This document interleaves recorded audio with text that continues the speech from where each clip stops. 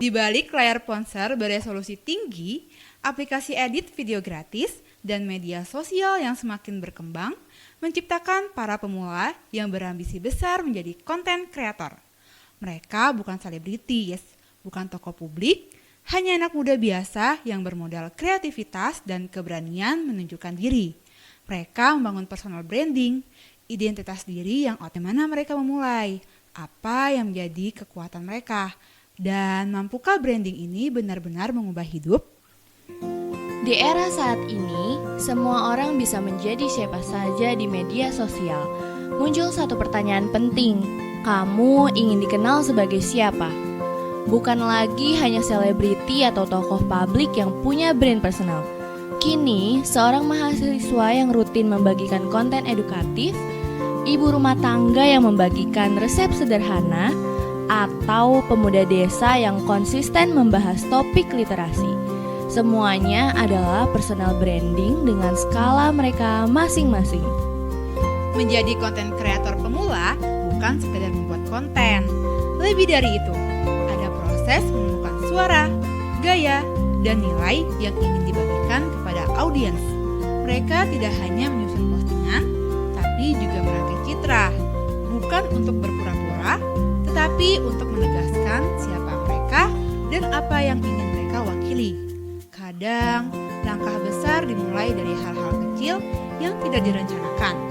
Seperti yang dialami oleh konten kreator bernama Muhammad Nazar Gunawan yang menjadi konten kreator di Instagram dengan username @muhammad.nazar dengan followers sebanyak 40.000 yang justru memulai karir digitalnya dari sebuah catatan kecil masa lalu.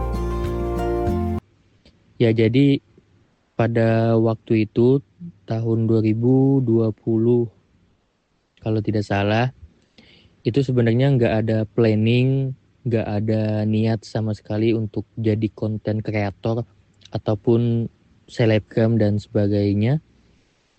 Karena pada waktu itu hanya iseng aja nge-spill chatan mantan dengan vibes yang sedih.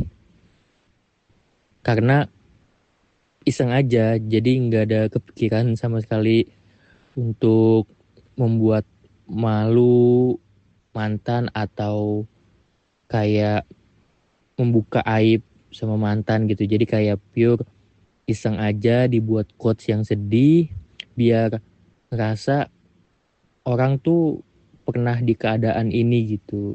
Jadi mengambil empati yang penonton nantinya lihat konten saya gitu. Jadi nggak ada pemikiran awalnya ini dijadiin keuntungan. Personal branding adalah tentang konsistensi dalam gaya, visual, bahasa, hingga sikap yang ditunjukkan di depan kamera. Bagi Nazar, konten bukan sekedar hobi. Ini adalah proses membangun diri, mengenalkan siapa dirinya kepada dunia dengan cara paling otentik. Dalam dunia digital yang cepat dan penuh persaingan, keberanian untuk menunjukkan keunikan adalah langkah awal dari personal branding. Para konten kreator pemula dengan segala keterbatasan dan semangatnya sedang menapaki jalan itu. Satu konten, satu cerita, satu jejak digital dalam satu waktu. Tidak semua hal besar dimulai dengan rencana. Ada kalanya sesuatu yang berawal dari iseng justru menjadi awal dari perjalanan panjang yang tidak terduga. Sejak saat itu, Nazar mulai melihat potensi. Postingan kedua pun ia unggah, tetap dengan nuansa yang sama, sad boy vibes katanya. Dan hasilnya, ramai yang menyukai dan berkomentar lagi. Perlahan tapi pasti, personal brandingnya sebagai konten kreator bertema galau mulai terbentuk. Itulah yang dialami oleh seorang konten kreator muda yang dikenal lewat kontennya yang berisi quotes sedih. Awalnya, Nazar hanya mengunggah postingan sederhana bertema galau tanpa ekspektasi. Tapi siapa sangka, konten itu justru viral. Banyak yang relate, banyak yang tersentuh. Berangkat dari satu video iseng, kini Nazar punya identitas digital yang kuat. Quotes galau yang dulu ditulis untuk meluapkan perasaan, kini menjadi pintu untuk menjangkau balik kata-kata yang sedih, selalu ada kekuatan untuk menyentuh, menginspirasi, dan menjadi suara bagi yang tak bisa berkata-kata. Dan lama-kelamaan ini menjadi sebuah persona branding bagi diri sendiri gitu, dikenal sebagai bahasanya adalah sad boy, konten sad boy kayak gitu. Dan konten pertama itu diunggah, jadinya ngerasa kayaknya punya potensi buat terus ngebuat konten dengan niche quotes yang sedih gitu. Jadinya coba lagi di video yang kedua dan ternyata memang ada jalannya, FYP lagi.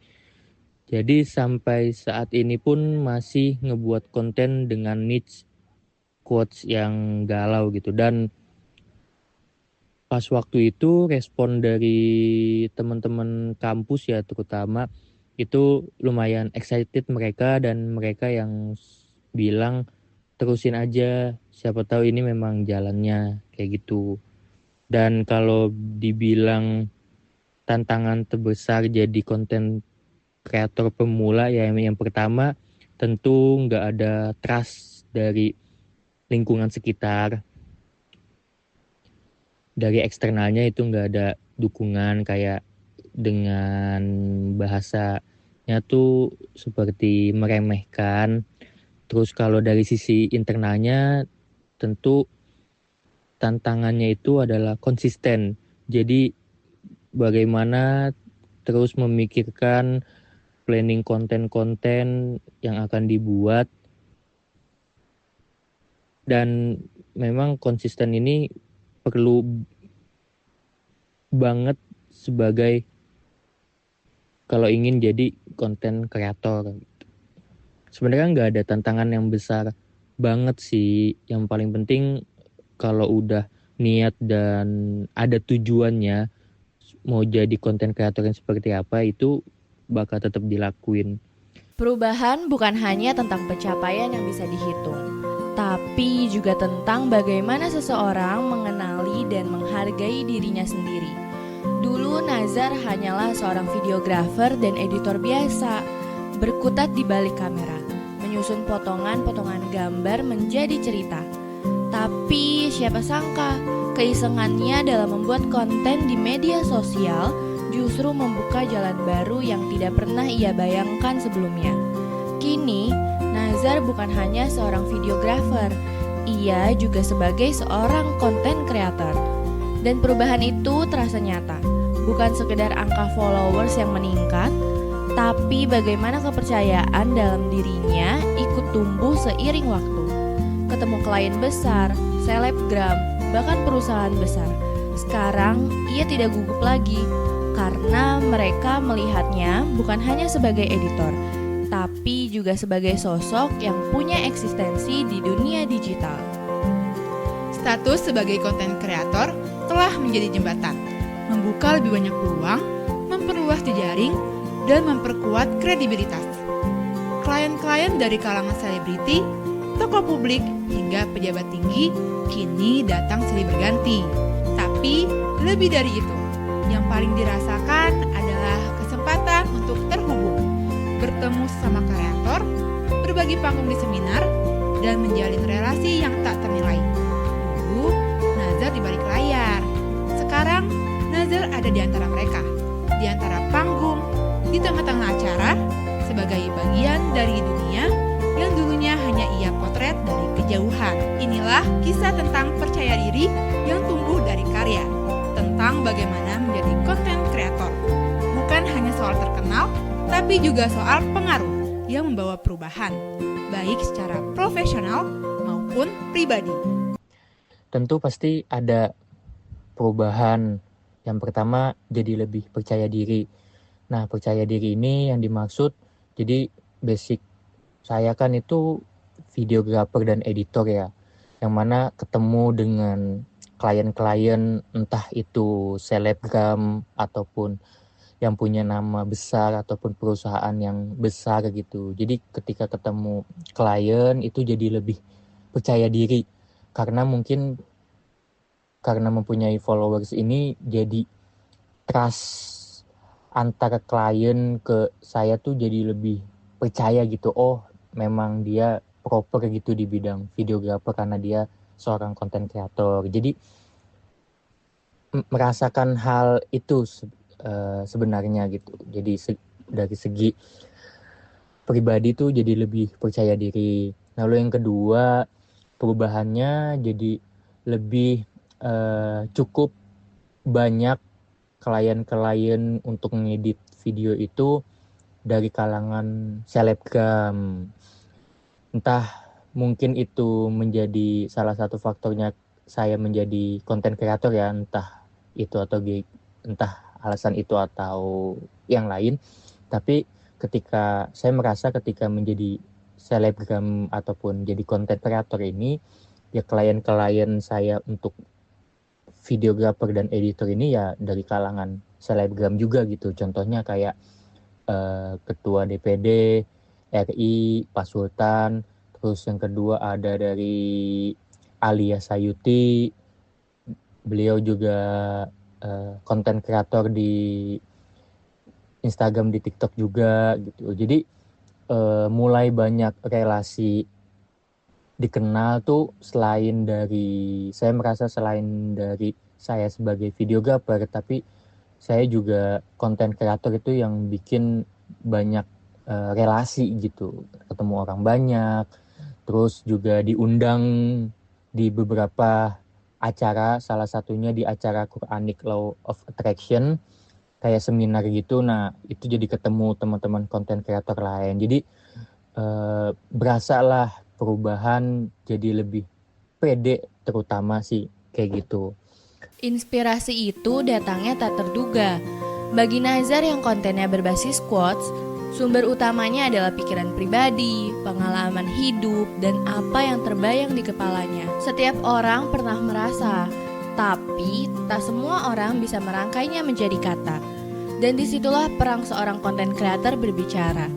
Nazar tak pernah duduk lama menunggu inspirasi datang. Karena baginya, inspirasi itu seringkali muncul saat kita sedang berjalan, saat lelah, saat gundah, saat galau, bahkan saat kita tidak mencarinya. Sebagai pembuat konten berbasis quotes, ia tahu betul kata-kata itu punya kekuatan. Tapi yang ia cari bukan sekedar kata yang indah, melainkan kata-kata yang jujur dan tulus dari rasa. Kadang di atas motor dalam perjalanan pulang kerja, tiba-tiba teringat seseorang atau terbayang suatu momen. Dan di saat itu, kata-kata itu muncul dengan sendirinya. Lalu, ia langsung menuliskannya di notes handphone sebagai bekal saat ingin membuat konten. Tapi, tidak semuanya datang dari dirinya sendiri. Ia juga belajar dari konten orang lain, dari Pinterest, dari TikTok. Ia ATM-in, amati, tiru, dan modifikasi. Bukan untuk mengcopy, tapi untuk mengubahnya dengan bahasa yang lebih puitis, lebih personal, lebih masuk ke audiensnya. Kadang, ia langsung buat konten saat inspirasi datang. Tapi tak jarang juga ia tunda beberapa hari. Semua bergantung pada momen dan rasa yang ingin disampaikan. Baginya, kata-kata yang dipaksakan tak pernah bisa menyentuh hati orang lain. Quotes bagi sebagian orang mungkin hanya kalimat indah di layar. Tapi baginya, quotes adalah potongan hati yang berhasil ia selamatkan dari kepala yang ramai. Setiap kata adalah cerita, dan setiap cerita adalah cara ia terhubung dengan orang lain. Inilah perjalanan seorang kreator, bukan sekadar membuat konten, tapi menyampaikan perasaan, mengolah luka menjadi karya. Biasanya inspirasi tuh karena konten saya itu adalah basisnya quotes. Jadi kadang beberapa momen, yang pertama tuh dari pikiran pribadi ataupun pengalaman ataupun isi otak pribadi. Karena jujur konten quotes ini tuh ada dari base experience sama dari inspirasi quotes dari orang lain saya ATM-in gitu. ngejawab juga poin yang ketiga ya. Jadi biasanya tuh kalau berdasarkan base experience tuh kayak lagi di jalan, di motor, ataupun lagi senggang selepas kerja, ketika break, kadang tuh muncul gitu di pikiran kalau misalkan lagi ngerasain gundah gulana, kayak tiba-tiba kayak galau, keingat sesuatu, keingat seseorang, keingat momen, ada yang pergi, ada yang hilang, ada yang datang, dan segala macamnya. Jadi ketika adanya inspirasi quotes yang berdasarkan experience ataupun apa yang saya alamin ataupun apa yang saya pikirin tuh langsung saya tulis gitu di notes di handphone. Jadi biar nanti ketika ingin ngebuat konten, jadi udah tahu mau bikin kata-kata apa. Lalu yang kedua, biasanya sih kalau gak dapet inspirasi dari diri sendiri, saya ngelihat konten-konten quotes dari orang lain, dari Pinterest, dari TikTok, lalu saya ATM-in, saya ubah kata-katanya yang memang menurut saya ini masuk ke audiens saya gitu. Jadi nggak yang ketiplek untuk ngekopas quotes orang lain, tapi saya ATM-in, saya ganti kata-katanya yang memang sedikit diubah agar lebih puitis kayak gitu.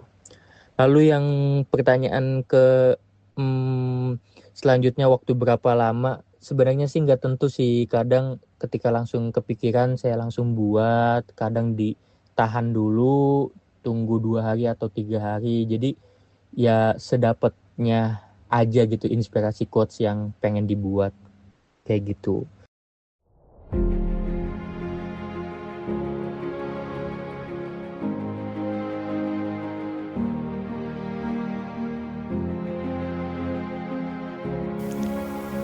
Di balik setiap postingan ada keraguan yang dipendam dalam diam. Apakah orang akan suka? Apakah kontennya akan cukup? Tidak sedikit yang ingin menyerah, ingin berhenti saja dan kembali menjadi penonton. Menjadi orang biasa yang tidak peduli, berpikir tentang engagement atau konten apa yang relevan hari ini. Namun, di titik itulah Nazar diingatkan bahwa perjalanan membangun personal branding bukan soal instan viral. Ini tentang konsistensi, keberanian untuk tumbuh, dan kesetiaan pada nilai-nilai yang ingin Nazar bawa. Di balik postingannya yang terlihat sederhana, ada pertanyaan besar yang sering muncul dalam benaknya. Apakah kontennya akan membawa dampak buruk untuk orang lain?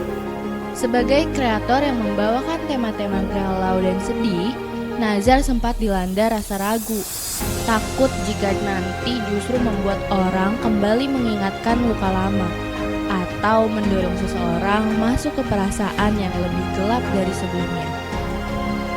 Tapi kemudian ia menyadari satu hal, bahwa dari ribuan orang yang menonton, tak sedikit yang merasa tertampung, bukan terdorong jatuh, tapi justru merasa dimengerti.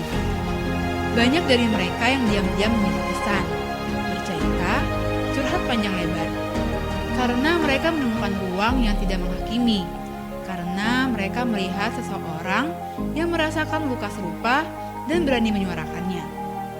Dan dari situlah, ia mulai memaknai kontennya bukan sekedar postingan, tapi bentuk kepedulian.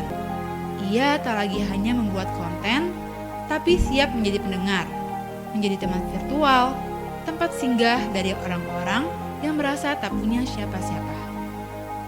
Kalau dibilang lelah, ragu, ataupun pengen ngerasa berhenti sih pernah ada di titik itu.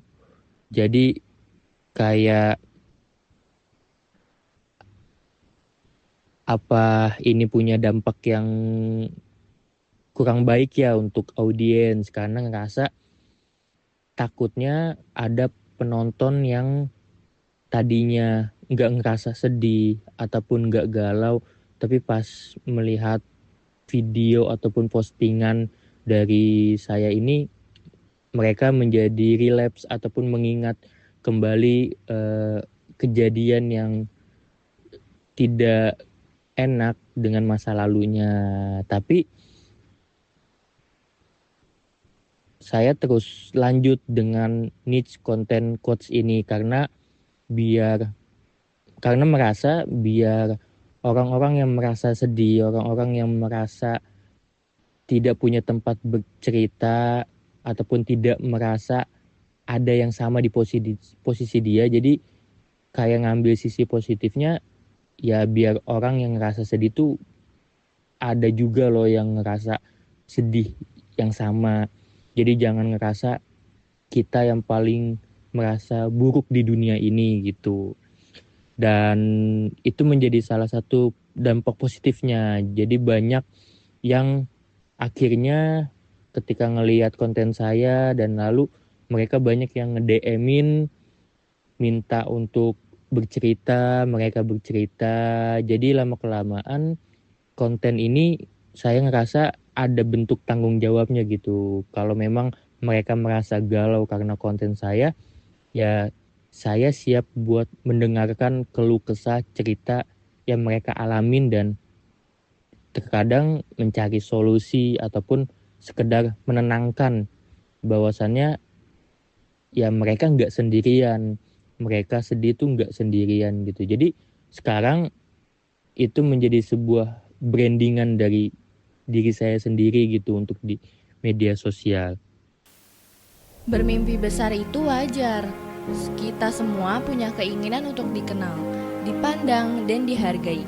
Tapi bagi dia, seorang konten kreator yang memilih jalan sunyi dari kata-kata sedih, mimpinya sederhana. Ia hanya ingin dikenal sebagai konten kreator yang bermanfaat. Apapun konten yang dibuat, dan sebesar apapun cita-cita yang dikejar, baginya ujungnya selalu sama. Ingin berguna untuk orang lain. Lewat kata-kata, lewat quotes yang menggambarkan rasa sedih, ia berharap orang lain tak lagi merasa sendiri. Karena saat seseorang membaca kata-kata yang seiring dengan hatinya, ia merasa dipahami, merasa ada yang mengerti, dan di situ ia menemukan makna seorang konten kreator. Bukan sekedar membuat konten yang viral, tapi membuat hubungan yang nyata dengan perasaan orang lain. Tentu, ia tak mau berjalan sendiri selamanya. Maka ke depannya, ia berharap bisa lebih banyak berkolaborasi, bergabung dengan konten kreator lain, saling belajar, saling mengisi.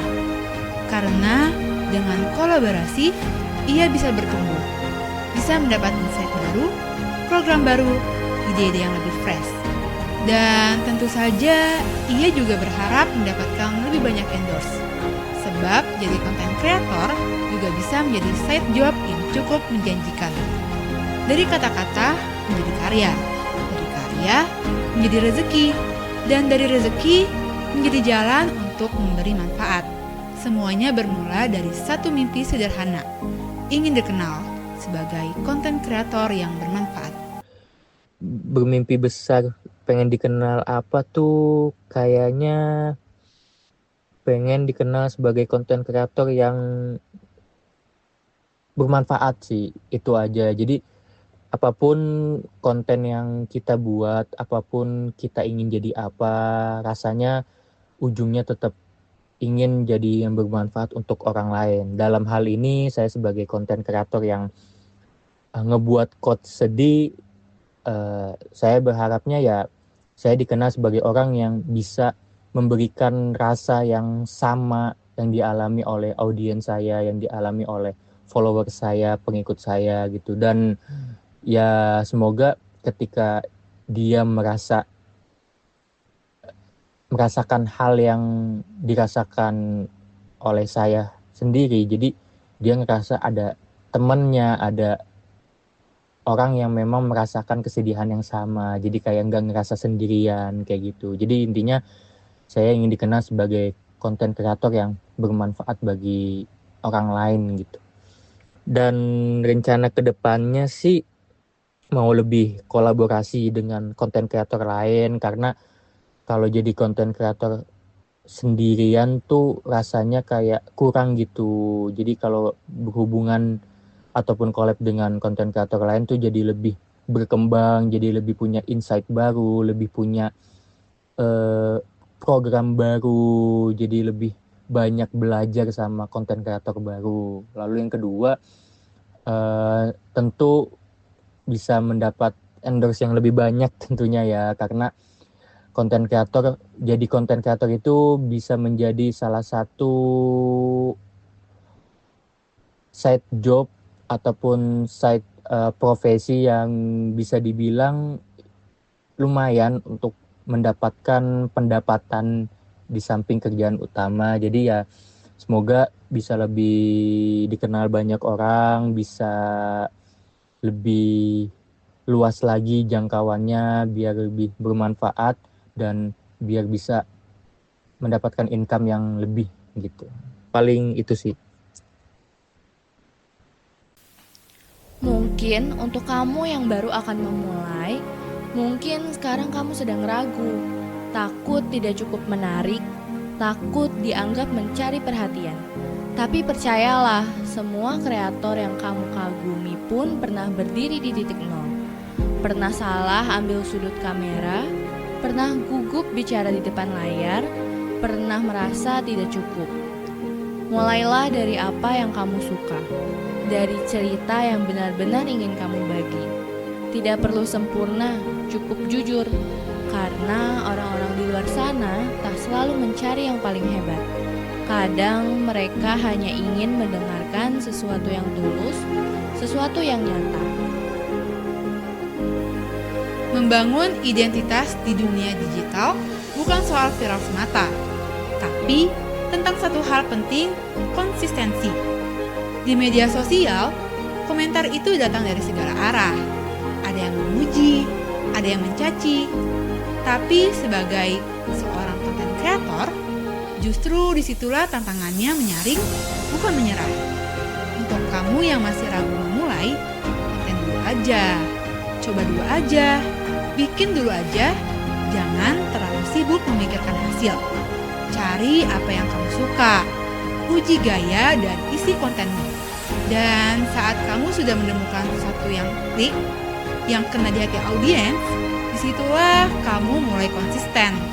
Karena konsistensi bukan sekedar soal rutin upload, tapi tentang menunjukkan bahwa kamu ada, kamu hadir, dan kamu siap tumbuh. Dan dari seorang yang awalnya hanya iseng posting quotes sedih, kini Nazar punya ruang, punya audiens, dan lebih dari itu punya suara yang didengar. Bukan karena viral, tapi karena otentik. Karena ia hadir bukan untuk jadi sempurna, tapi untuk jadi nyata. Pelajaran terbesar selama proses membangun identitas diri ini yaitu adalah konsisten dan jangan dengerin kata orang. Karena kalau kita terus-terusan membuka telinga kita untuk orang lain, bahkan orang terdekat pun, ya kita nggak bakal bisa melangkah lebih dan lebih. Karena memang kalau sudah menjadi orang yang ingin bersosial media, ya kita harus siap untuk mendengarkan celotehan orang lain, kita harus siap mendengarkan kritikan orang lain. Jadi ya kalau kita mau jadi konten kreator, ya kita harus siap menerima bentuk komen yang positif ataupun yang negatif gitu. Oleh karena itu, pesan buat teman-teman yang ragu buat mau ngonten atau enggak, konten dulu aja. Cari niche masing-masing, coba upload random, buat konten sebagaimana kita suka untuk ngelakuinnya. Jadi kalau kita udah nyoba apapun niche ataupun gaya konten yang ingin kita buat, kalau udah ada yang satu yang goals untuk FYP, konsistenin untuk upload dengan niche yang ataupun konsep yang seperti itu. Jadi biar kita mencari dulu apa sih kira-kira niche yang ingin kita gunakan, tapi ketika kita udah menemukan, yang langkah selanjutnya adalah konsisten. Karena kalau kita mau menjadi konten kreator, kita harus terus nge-upload agar konten kita ataupun akun kita itu terbaca oleh algoritma sosial media tersebut, entah TikTok ataupun Reels, seperti itu. Mungkin itu. Jangan tunggu nanti, jangan tunggu jadi siap sepenuhnya. Karena dalam dunia kreatif, kamu bertumbuh justru ketika kamu berani memulai. Dan mungkin justru dari satu konten kecil yang kamu anggap biasa, seseorang di luar sana merasa terinspirasi, atau setidaknya merasa tidak sendirian. Saya Jihan Nurhaliza. Saya Nabila Azahra. Sampai jumpa di kisah selanjutnya.